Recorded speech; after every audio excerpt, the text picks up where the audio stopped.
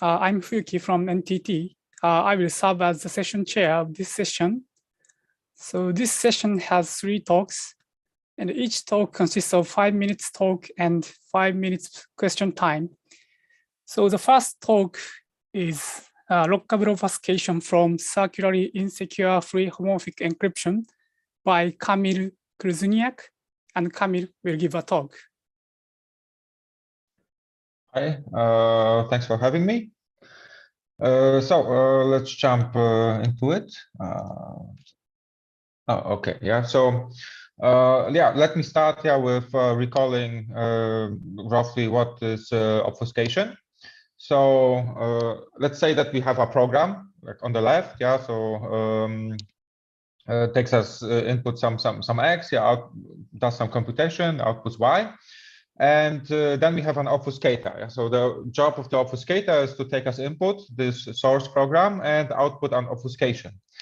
Now, the properties that we require from an obfuscation scheme, yeah, is that the obfuscated program preserves functionality. So on every input, it has exactly the same output as the source program. Then polynomial slowdown, which means that the obfuscation should work slower only by a polynomial than the source program. And finally, we have virtual black box security, which means that an adversary, given the obfuscation, it can execute the program, but aside of his executions, yeah, so aside of the relation between the input and output of the program, it learns no information on the source program. So in this paper, we are going to deal with lockable obfuscation, or we are showing how to obfuscate so-called compute and compare programs. So a compute and compare program is more or less as follows. Yeah, so let's say we have a certificate C, and we'll build a compute and compare program from the certificate C and a lock value as follows. So the compute and compare program P on input X will output 1 if C of X is equal to the lock. And in any other case, yeah, it outputs 0. And then we can also generalize this, yeah, and instead of outputting 1 when we hit the lock, yeah, then we output a hard-coded message. Yeah, and in this paper, we deal with obfuscating this sort of programs. So one thing what's still left to mention, yeah, is that here virtual black box security will hold only when the lock has high entropy. Yeah, so you can think of the lock as a value that is chosen from some distribution independent of C. Yeah, and when even when an adversary gets C, yeah, so he knows the certificate C, then he has like very little information on the lock. And yeah, and so even though, yeah, this sort of obfuscation is limited, yeah, so it has some applications, yeah, and one example, yeah, of the applications, yeah, compilers. So we can use lockable obfuscation to compile an any encryption scheme, yeah, to anonymous version, yeah. So for example, when you take a public key encryption scheme, the anonymous version the ciphertext in this anonymous version will hide the recipient's public key. Yeah. So and similarly, 1 moment. Similarly, if it's attribute-based encryption scheme, it's going to hide the attributes. If it's identity-based encryption scheme, it's going to hide the identity. Okay, so our results in a nutshell, yeah, as follows. So in the paper, we show a generic construction of lockable obfuscation from fully homomorphic encryption and cycle testers. So a cycle tester is an attack actually on the encryption scheme that is able to distinguish between an encryption of 0 and encryption of the secret key. Yeah. So in this case, we have our one cycle. In the paper, we show how to generalize the construction to any length cycle. And the security of our lockable obfuscation scheme can be shown assuming only indistinguishability under chosen plaintext attack of the fully homomorphic encryption scheme. So we need the cycle tester actually only for correctness. Yeah, but of course it cannot influence the CPA security of the fully homomorphic encryption.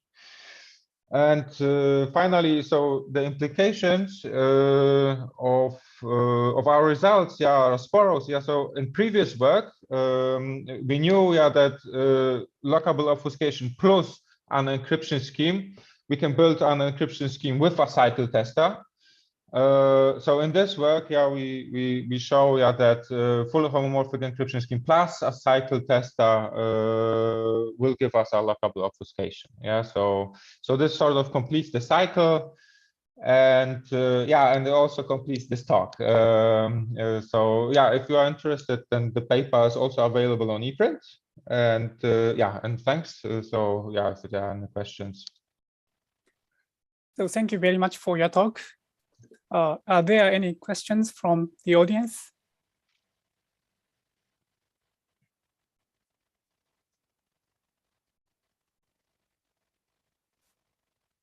So can I ask you one question? Sure. So you use cycle tester explicitly in your construction to achieve correctness, right? So yeah. So does your construction need a cycle tester that can distinguish encrypting cycles with overwhelming probability? Yes. So is it possible to extend your construction idea so that it works even if cycle tester can distinguish encrypting cycles with only probability, say constant probability or inverse polynomial probability? With constant probability, yeah. So, I think that with constant probability, yes. So you could do repetition, yes, and yeah, if you would, okay. Well, so, when it's okay. So generally, you can amplify the success probability of cycle testers. One second. Okay, I'm not sure. Yeah, so if the cycle tester would be somehow randomized and so on. Yeah, I see. If the probability depends on something more, yeah, than just the ciphertext that is input to the ciphertext, then I suppose that the amplification would work. Yeah, but so if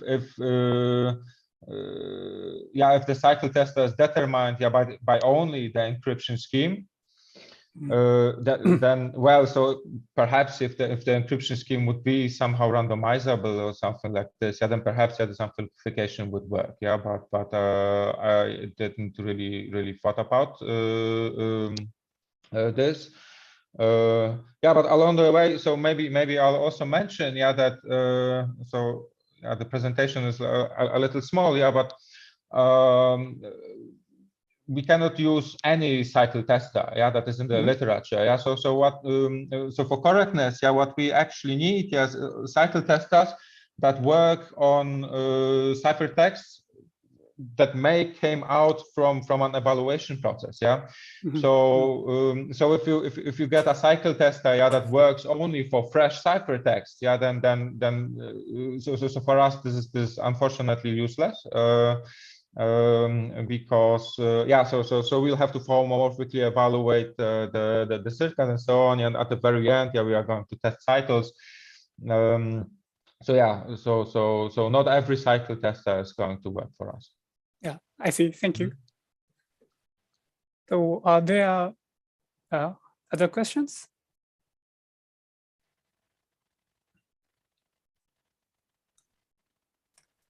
So if there are no questions, we will move on to the next talk. So thank you very much for your talk again, Camille. So the next talk is Financially Backed Covert Security by Sebastian Faust, Kalmit Hazai, David Kretzler, and Benjamin Schlosser.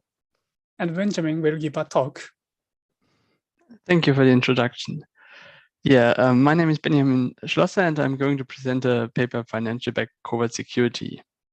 So the notion of covert security was introduced as a middle ground between the security level provided by malicious security and the efficiency provided by a semi-honestly secure protocol. A covertly secure protocol needs to guarantee that in the presence of an adversary that may behave arbitrarily, any cheating will be detected with a fixed probability. As an extension, the public verifiability notion was introduced, which enables an honest party, after detecting cheating, to generate a certificate which can then be transferred to any third party. And if the certificate is valid, then the third party is convinced about the misbehavior of the corrupted party. While the intention of PVC is to increase the deterrent effect by making cheating publicly verifiable, and this way enabling the transfer of knowledge about corrupted parties to other parties, we observed that this intention does not hold in settings like the internet, where parties can hide digital identities, which can easily be changed. So our goal is to connect detected cheating with a direct financial punishment. The contribution of this work is threefold. We first present the definition of our new notion called financially backed covert security. Then we present construction of FBC protocols, and all our constructions benefit from an efficient verification of misbehavior. And finally, we present benchmarking results to evaluate the efficiency of our constructions. So for our notion, we extend the model by a trusted third party called judge. At the beginning of the protocol execution, all parties send some security deposit to the judge. Afterwards, the parties execute a covertly secret protocol, and during this execution, the judge does not need to contribute. When the execution is finished, each party can execute the blame algorithm using its own input, its own view as input, and finally they execute the punishment protocol. In case there is no cheating detected, then the security deposits will be sent back by the judge to all parties. In case there is some malicious party, then the covertly secured protocol guarantees that with a fixed probability, we detect this cheating. In this case, the blame algorithm outputs some certificate which can be used as input to the punishment protocol. At the end, the judge is convinced about the misbehavior of the corrupted party, and only the security deposits are sent back only to the honest parties. So for our construction, we realize this judge party via a smart contract running on a blockchain. This way, instead of putting trust into a single party, we rely on the correctness of the underlying blockchain, which is based on a honest majority assumption. However, we need to take special care about the complexity of the judge, since running a smart contract on a blockchain is very expensive. So our first construction yields an input-independent protocol. Such a protocol only takes random values and no secret values as input from the parties, and can be used to set up some correlated randomness as done by speeds and authenticated garbling. We require that the parties agree on a common transcript of which is a similar requirement or the same requirement known to all PVC protocols. The punishment protocol for this construction is non-interactive.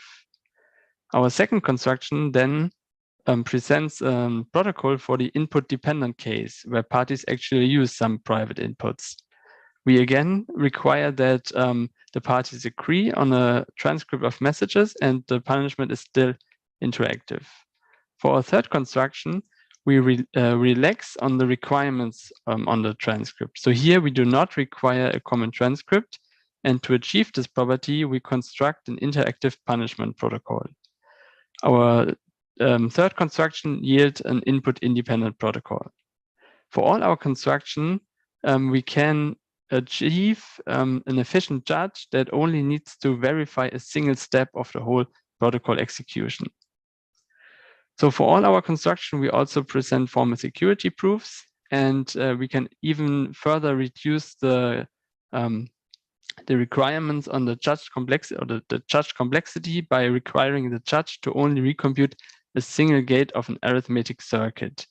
This way, it's way more efficient than the judge algorithm used or known by all known PVC protocol. And finally, we evaluate or we implement our smart contract using Solidity language and measure the gas costs for efficiency evaluation.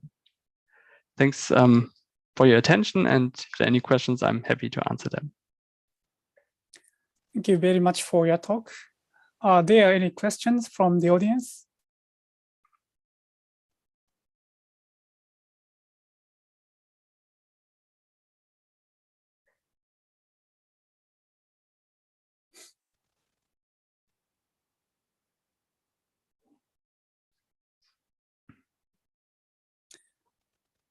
So, okay, I have one question. Sure. So you introduced new protocol or security notions. So is this simulation based? No, so we present a definition based on games. We use this approach such that we can reuse the simulation based proofs of covertly secure protocols and add this the security properties required by a financially backed covert secure protocol as additional properties, so that we can reuse simulation based proof of existing protocols. I see, thank you. Welcome. So are there any other questions?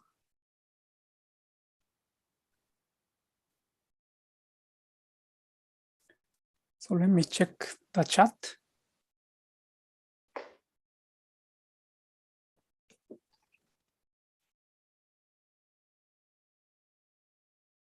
So there are no questions, so we will move on to the next talk.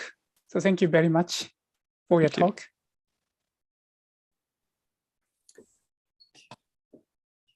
So the final talk of this session is lifting standard model reductions to common setup assumptions by Kang Nguyen, FTC Theodorakis, and Bogdan Warinsky.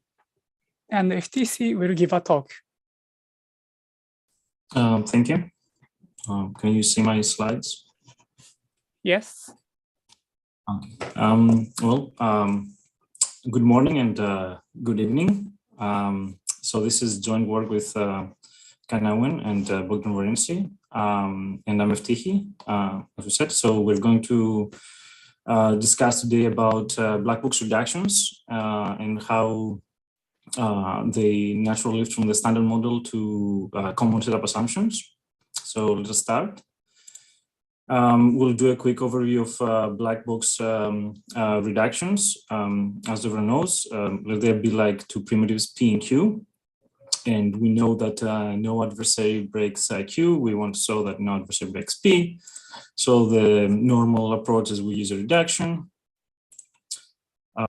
Essentially, we show that if the adversary breaks P, then with the reduction, we can have an adversary that breaks Q, right? To give a concrete example, consider Lamport signatures, a simple signature scheme. So there, the signer samples a pair of randomness per bit of the message. And they need somehow to commit to the randomness before revealing and creating the signature, which is the first or the second of the pair of the signature, depending on the bit. One way to do that is one-way functions, right? So our problem arises when someone comes in and says, "Okay, well, why don't we use random oracle without loss of generality here for our problem for sampling randomness?" And there a few questions rises. Before we had in the standard modeling fully black box reduction, can we get the same thing now? Well, the question is the same, but now we have the adversary in our primitive being able to access an oracle, and the reduction cannot be exactly the same. In particular, I mean, at the end, we want to show that the adversary, which is a bit different, wants to, it cannot break our new schema in the random oracle model.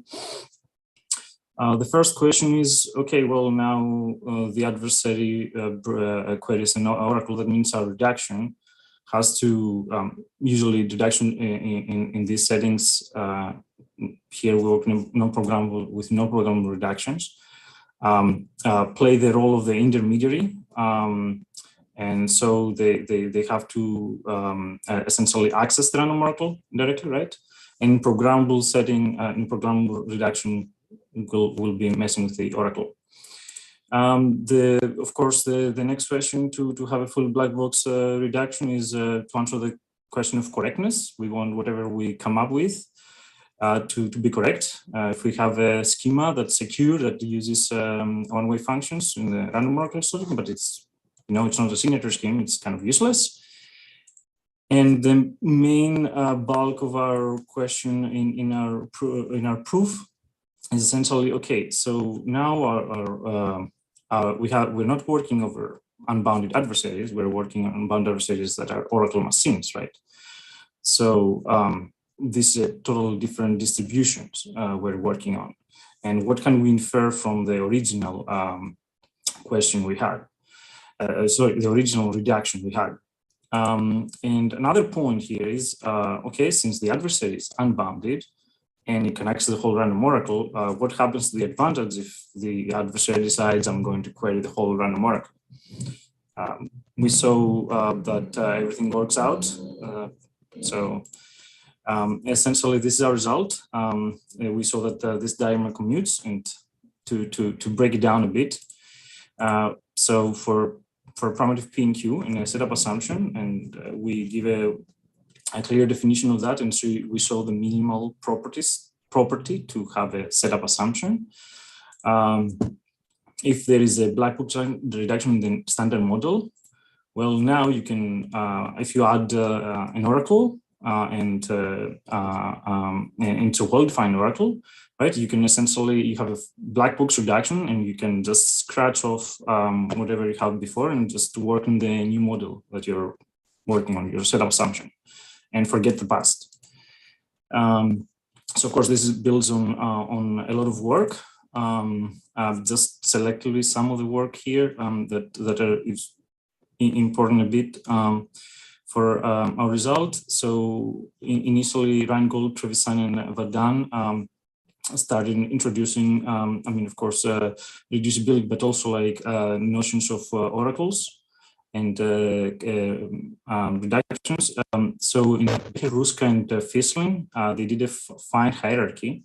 And there they introduced relativization reductions. However, to get our result, to get full black box reductions, we work on the definition of Heinz and Owen to get the necessary framework, which we extended.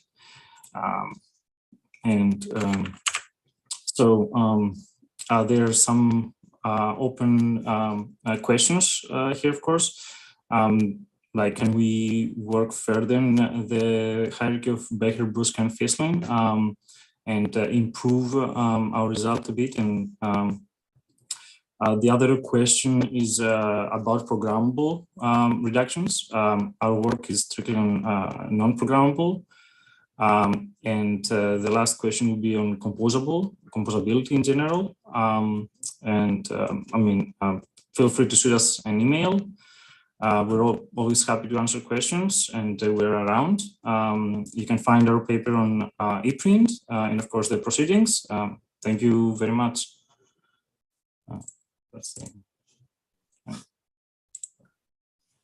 Thank you very much for your talk. Are there any questions from the audience?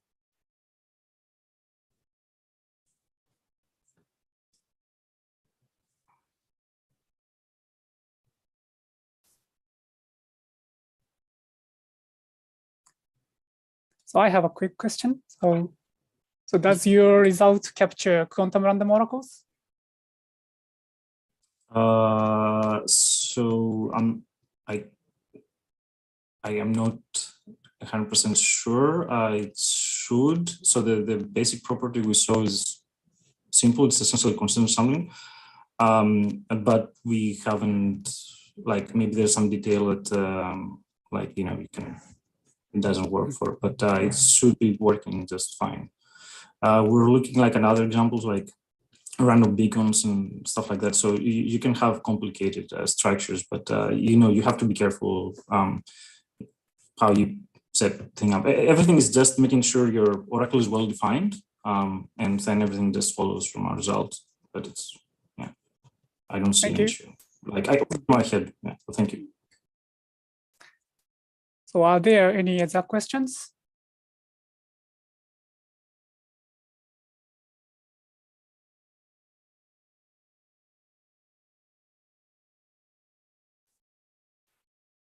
Okay, there are no questions. Thank you very much again for your talk. So this was the last talk of this session. So yeah, finally, I would like to thank all the speakers of this session. And also I would like to thank everyone